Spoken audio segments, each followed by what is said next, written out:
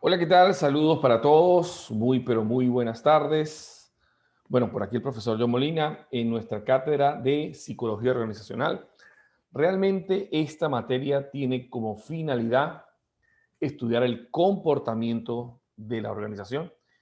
Y cuando hablamos del comportamiento organizacional, es el comportamiento de los individuos dentro de la organización o cómo la organización influye sobre el comportamiento de los individuos. Viceversa. ¿Ok?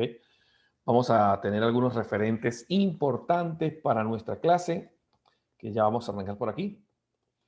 Primero que todo, les doy la bienvenida a todos a esta cátedra, su primera en el área de la organizacional. Con ustedes, el profesor John Molina, ingeniero mecánico, psicólogo clínico. Tengo una maestría en gerencia y un doctorado en ciencias gerenciales, con lo cual creo que estoy certificado para hablarles de esto, porque también trabajo fuera del país en el área de formación organizacional, ¿ok? Bueno, primero que todo, quiero decirles que algunos autores reconocidos en esta cátedra de lo que vamos a ver van a ser 4 evaluaciones. Ya está el plan de evaluación allí en cada uno de sus, bueno, en la plataforma, ¿ok? Pero ya le llegó a cada uno de ustedes. Y esta materia tiene una finalidad, es ampliar el horizonte del psicólogo, porque el psicólogo no es solamente de atención al público, no solamente es la parte de diagnóstico de enfermedades, también tiene su fuerza en el área de lo social, ¿ok? Por eso vemos materias afines como psicología social, psicología organizacional. Quiero citar o empezar esta clase citando al señor Stephen Robbins. Dice, el comportamiento organizacional se ocupa del estudio de lo que la gente hace en una organización. Escuche bien, del comportamiento, ¿sí? Se ocupa del estudio de lo que hace una persona en una organización y cómo repercute esa conducta en el desempeño de esta. ¿Ok? Cómo su conducta repercute en el trabajo, en lo individual, en lo colectivo, en los grupos, en su percepción, en las variables que influyen en el mismo trabajador, como puede ser el salario, el clima organizacional, como puede ser los liderazgos que están allí dentro de la organización. Eso es lo que vamos a descubrir a lo largo de esto. Es una materia extremadamente fascinante y quiero decirles con total honestidad que si hay alguna línea de la psicología organizacional o de la psicología, perdón, que tiene auge en el mundo es esta. Esta tiene la capacidad, a ver, de generar ingresos, dividendos y la gente que quiere estar trabajando en las organizaciones y que no quiere tal vez atender clínica, creo que esta es una buena forma de empezar. ¿Ok? Bueno, aquí hay otros textos que quisiera leer, por ejemplo el de Judy Gordon.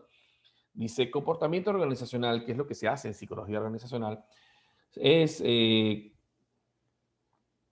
como disciplina, estudia o se refiere a los actos, actitudes de las personas en las organizaciones. Y para terminar, otro concepto importante, el de College Gerald, dice, el comportamiento organizacional es el estudio de las distintas formas del comportamiento en el trabajo, tanto individual como grupal, incluyendo el análisis de interrelaciones entre individuos y grupos, su interacción con su entorno, ¿no? Las variables que hay en el entorno.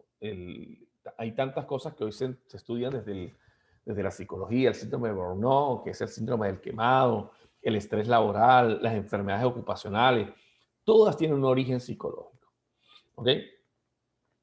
Que es la interacción con su entorno y su medio ambiente y la conducta de unos y otros frente al cambio, cómo la organización plantea los cambios, los objetivos de la organización y, bueno, todos estos aspectos, ¿no?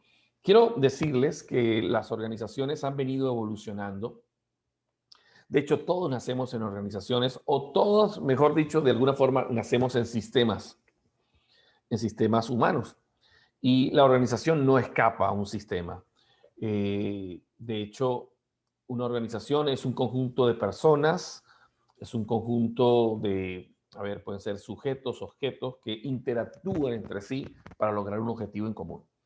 De eso se trata en la psicología organizacional, que el conjunto de elementos que constituyen esa organización, todos estén en la misma dirección, trabajando tal vez con objetivos particulares diferentes, pero con un objetivo colectivo diferente. Y la sociedad, que es la que organiza eh, la individualidad, porque, a ver, No puedo yo simplemente porque siento una cosa hacer lo que me venga en gana. La sociedad pone límites, o sea, la organización pone límites. Y las sociedades han venido cambiando en la manera en que cambian las necesidades propias de la sociedad. Por ejemplo, la sociedad agrícola, empezando un poco por la evolución de las organizaciones, cómo era la organización, por lo menos en ese momento. Básicamente la empresa era la familia, ¿sí? Y la organización era agrícola, era el fundamento económico, era la agricultura, la tierra. Y quien tenía la tierra tenía el poder. Por eso era que en ese antaño, los que estudiamos historia y leemos algo de historia, sabemos que estaban los latifundistas, las personas que tenían el dominio del dinero, en ese tiempo las que tenían la tierra. Porque la base era quien tiene la tierra tiene el poder. Con la llegada de la era de la industria o de la máquina de vapor, pues ya cambia el enfoque de lo que es la sociedad y, por supuesto, surge el concepto de organización empresarial.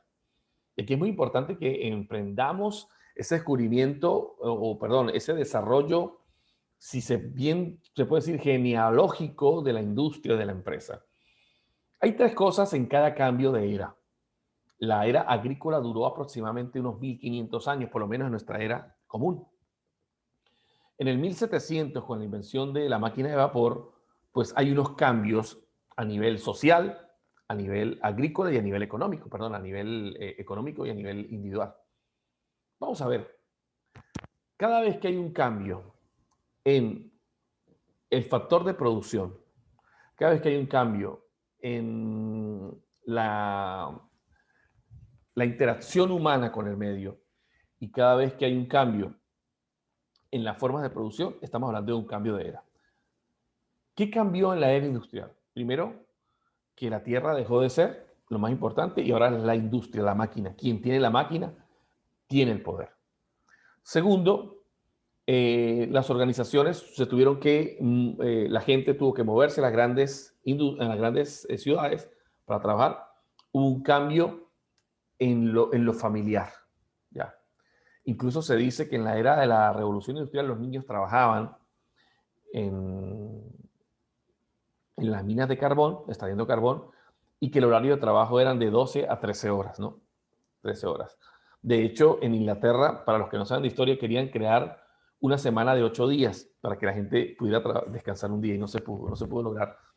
Bueno, la era industrial trajo muchas cosas, trajo un cambio en las formas de poder, quien tenía ahora la máquina, quien tenía poder. Esto no duró mucho, sino hasta 1940 y algo, unos 200 años, con la invención de la informática, el transistor electrónico dio origen a la era de la informática y con la era de la informática hubo un cambio grandísimo. Y ya no es quien tenga la máquina, quien tenga la tierra, es quien tenga la información. Y la información para ese momento se ha venido evolucionando a tal rasgo que dicen que cada 5 años, ahora 2 años, la información está creciendo vertiginosamente. Entonces ya no es el que tiene la tierra, ya no es el que tiene la máquina, ahora es el que tiene la información, pueda manejarla más rápido, procesarla más rápido. Entonces estamos hablando de una sociedad, porque esto se une con, se llama la sociedad del conocimiento o la sociedad informática. ¿Okay? Perfecto.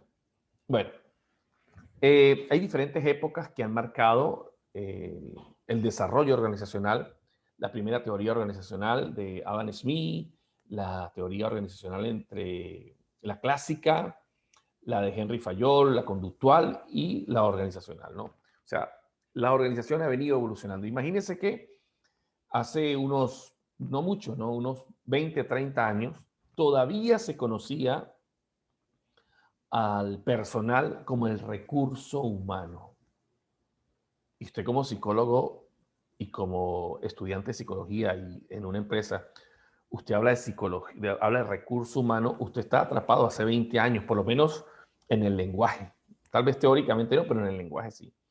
Porque del recurso humano, que era ver al ser humano como una bala, como una piqueta, como una carreta, se empezó a llamar talento humano. Sin embargo, todavía esa palabra recurso, talento humano, despersonalizaba al sujeto, porque no le da la proporción de lo que realmente mide. Pero en cada una de esas organizaciones, la sociedad agrícola puede ser un recurso, era igual que una pica, que una pala. Entonces, todos estos señores, Henry Fayol, tuvieron esa visión, así miraban al ser humano, así miraban al sujeto en las empresas. Eso ha cambiado muchísimo, pero estas siguen siendo algunas teorías clásicas que tal vez no se ven mucho en psicología organizacional, se ven más en las maestrías o en las carreras afín, como administración de empresas, se estudia claramente. ¿Ok? Aquí lo que vamos a estudiar y nuestra fortaleza va a ser un poco de conocimiento de cómo ha venido evolucionando la empresa, por supuesto que sí, las teorías, por lo menos las de McLennan, las teorías de Fayol, de Freire Taylor, que eran 14 formas en que el sujeto podía ser un sujeto o un recurso humano proactivo y efectivo dentro de la empresa. Ojo, recurso, talento, no cambió mucho. Hasta hace unos 15 años, 10 años que empezó el talento humano, y hoy estamos hablando no de recursos, no de talento, sino de potencial humano. ¿Okay? Estamos frente a organizaciones con seres humanos, estamos en una era muy humanista donde ya cada persona ya no se contrata solamente para una utilidad particular en la empresa, sino por su conocimiento. Y yo que he tenido la oportunidad de estudiar un poco más a profundidad lo que son las organizaciones inteligentes, que es algo de lo que quiero que aprendan y se busquen por ahí el señor Peter Senge, que son organizaciones inteligentes, organizaciones que aprenden a gestionar su propio conocimiento. Por decirles un caso, Calidad Cero, Kaizen, todas esas modelos organizacionales que hoy las empresas utilizan son traídas de Japón. Y cuando las traen aquí, no funcionan. ¿Y por qué no funciona? ¿Por qué no funciona Calidad Cero? ¿Por qué no funciona Kaizen? ¿Por qué no funcionan todas esos modelos que en Japón sí funcionan? Bueno, porque la cultura de Japón es Japón y la cultura del venezolano, del latino es muy diferente. Entonces, es importante también entender que para imponer o para sostener un modelo organizacional hay que pensar en la cultura. Entonces, esto lo vio el señor Peter Senge y dijo, ya, estamos cansados de que nos estén importando modelos gerenciales de Japón, de Corea, de varios lados. No, vamos a hacer organizaciones inteligentes, pues, que aprendemos a gestionar qué es lo que necesitamos nosotros mismos. Y nace eso, de organizaciones inteligentes, y junto con eso nace a la par algunos conceptos modernos ya de competencias gerenciales.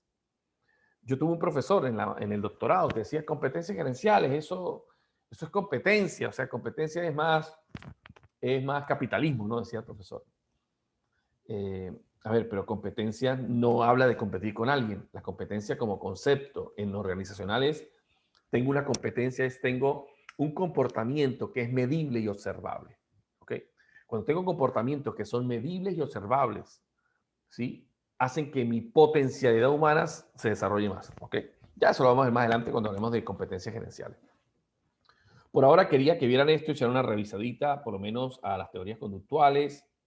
Vinieron las teorías más humanistas de la relación humana, que es la que nosotros conocemos, la más conocida, la famosa pirámide de Maslow, con la pirámide de las necesidades, ¿no? De Abraham Maslow, que tiene tanta fuerza y es tan, a ver, cabe en cualquier área de la vida, pero sobre todo en la organizacional. Una persona que no tiene sus necesidades fisiológicas, sociales, de reconocimiento, no va a avanzar, no va a progresar, no va a dar su máximo potencial. Y es muy importante que usted como psicólogo organizacional sepa la pirámide de las necesidades que mueven a todo ser humano. También es importante que aprendamos teorías científicas como la de McLennan, las teorías que habla acerca de que el ser humano se mueve por tres necesidades básicas, ¿no? La necesidad a la afiliación, la necesidad del poder o la necesidad del logro. Son importantes. Ahí vamos entonces sumando un poco de conocimiento, ¿no? Básicamente quiero hablarles de lo que es el psicólogo organizacional en las áreas y roles a desempeñar, ¿no? Una de las cosas importantes que hoy tenemos a bien mencionar es que un psicólogo organizacional es muy completo. Puede incluso ser un psicólogo clínico dentro de la organización atendiendo a personal en etapas de duelo, en etapas de estrés laboral, o sea, tiene mucha pertinencia y competencia en el área. Pero los roles básicos que desempeña un psicólogo organizacional o un psicólogo formado con mucha pericia en la organización, incluso puede darle mucho trabajo y mucho que hacer, mucha competencia limpia a un administrador de empresa. Porque aunque el administrador de empresa sabe de personal, es el psicólogo el que sabe hacer test psicológicos, es el psicólogo el que realmente sabe cuáles son los procesos mentales de atención, de intención, bueno, muchos aspectos importantes. Entonces, detención de necesidades va a ser el primer elemento que hace un psicólogo organizacional. ¿Cómo se detectan las necesidades en una empresa? Bueno, observación, y eso el psicólogo lo sabe. ¿Okay? Nadie más que el psicólogo tiene la capacidad de observar conductas que no son operativas, disfuncionales, pero a veces no solamente a través de observación de campo, sino también a través de test psicológicos, test de depresión, test de Bartek, test de figura humana, para detectar las necesidades en la organización. Otro aspecto importante dentro de la misma detección de necesidades que tiene que ver con los test psicológicos, la evaluación psicológica está la parte del reclutamiento. Y aquí es donde vamos a hacer bastante trabajo durante esta materia, porque vamos a ver lo que es el test más importante que tal vez alguno de ustedes ya ha hecho por allí alguna capacitación con algunos de mis colegas y amigos, el test de Bartek, el test de figura humana, que son tan importantes. Vamos aquí a trabajar más que todo con el test de Bartek y vamos a mandar una actividad muy práctica acerca de eso y muy importante para que usted aprenda a observar a través del test de Bartek que debe seleccionar qué características, cuáles son los pasos, la metodología. Por supuesto, también el acompañamiento psicológico que no falta es parte de la naturaleza esencial del psicólogo, cómo acompañar psicológicamente a alguien en un proceso de perturbación, de distorsión, incluso de trastorno de personalidad, si es posible, cómo darle una evaluación psicológica y cómo desincorporar a alguien por alguna situación de estas. ¿Okay? Esos cuidados son propios del psicólogo organizacional también, que tiene competencia en eso.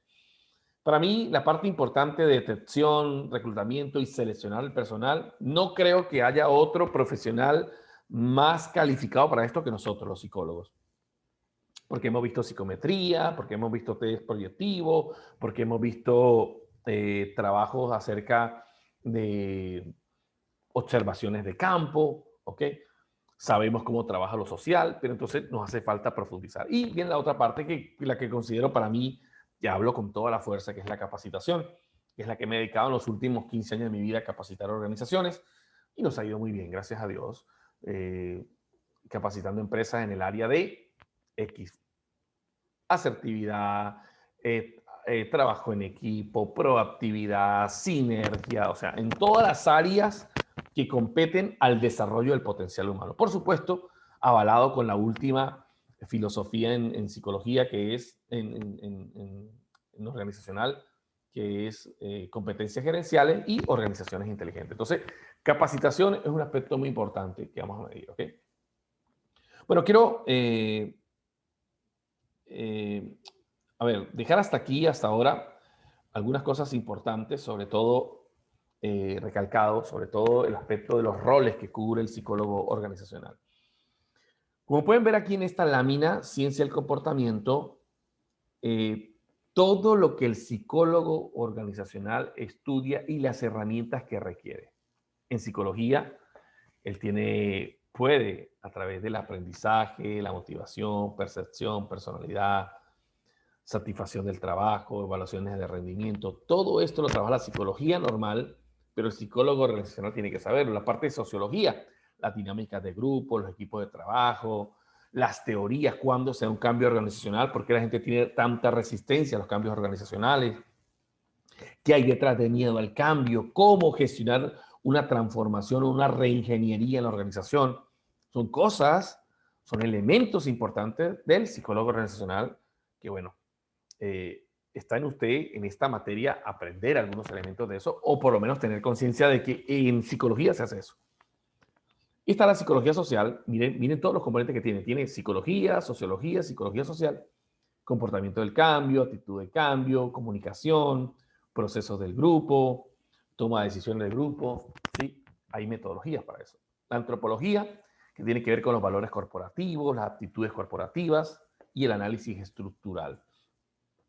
Cuando yo llego a psicología organizacional, les enseño a las personas que incluso cuando uno trabaja como un outsourcing, uno siempre va llegando a medir el organigrama. pregunta por el organigrama y dependiendo del organigrama uno ya tiene una idea. Hay personas que el presidente es el mismo dueño, pero el presidente es el mismo dueño y es piramidal la empresa, donde es el único que toma las directrices, el único que decide. Entonces ya por ahí mi entendimiento de la estructura organizacional me da a entender que una sola persona toma las decisiones y que tal vez mucha gente no esté de acuerdo con eso porque puedan ser muy inflexibles, pueden ser muy, bueno, todos entendemos cuando una sola persona toma una decisión y no toma en cuenta las otras. Entonces, las estructuras organizacionales como las piramidales, como las estructuras organizacionales funcionales, que son las más de boga, hay una que se llama Setgate, que es el espíritu joven, que son las estructuras organizacionales, aquí como esta que están viendo aquí, circulares, ¿no? Las piramidales, ¿sí? Las funcionales o las estructurales básicas, donde hay un gerente y cada uno tiene una función, está en el mismo plano y hay alguien que sea responsable. Y las circulares, como la que tenemos aquí abajo, como pueden observar, todos cumplen un desempeño, el de mercadeo, el de producción, pero todos tienen el mismo nivel. Pero hay como una mesa donde todos se sientan a negociar y hay alguien, un directivo principal, que es el que toma, pero todos están al mismo nivel. ¿Qué significa al mismo nivel? Al mismo nivel de competencia, de multidisciplinaridad, o sea, comprenden el lenguaje de los otros y se respetan y se activan. Entonces, ¿qué tan importante es esto en la vida? Muchísimo, porque a veces tú quieres cambiar a un individuo en una empresa, pero el problema no es el individuo en la empresa. El problema de la variable que hace que él no tenga satisfacción laboral son las horas de trabajo, el ruido, es el poco salario que tiene, es el liderazgo que tiene, es el equipo de trabajo que tiene, también tiene que ver con su estructura de personalidad. Entonces, hay personas que son extremadamente perfeccionistas, ¿sí? Bueno, un perfeccionista, cuando yo soy un psicólogo organizacional y recluto a alguien que sea con esa estructura de perfeccionismo, lo mejor que lo puedo tener es en calidad total, ¿sí? Y si tengo una persona que sea creativa, con iniciativa, impulsiva, pues lo tengo que tener en el área de mercadeo para que ponga. Y bueno, también tiene que haber elementos de perfeccionismo. Pero entendamos que todos los seres humanos somos únicos, irrepetibles y por lo tanto homogenizar a una persona a un trabajo, un puesto es cortable. Por eso han surgido tantas cosas en el mundo como el coaching empresarial, el outsourcing, el mentoring, bueno, el empowerment. Han surgido muchísimas pequeños modelos que ayudan a potenciar las habilidades dentro de las empresas. Bueno, vamos a llegar hasta aquí el resumen de la primera clase y nos vemos pronto. Chao.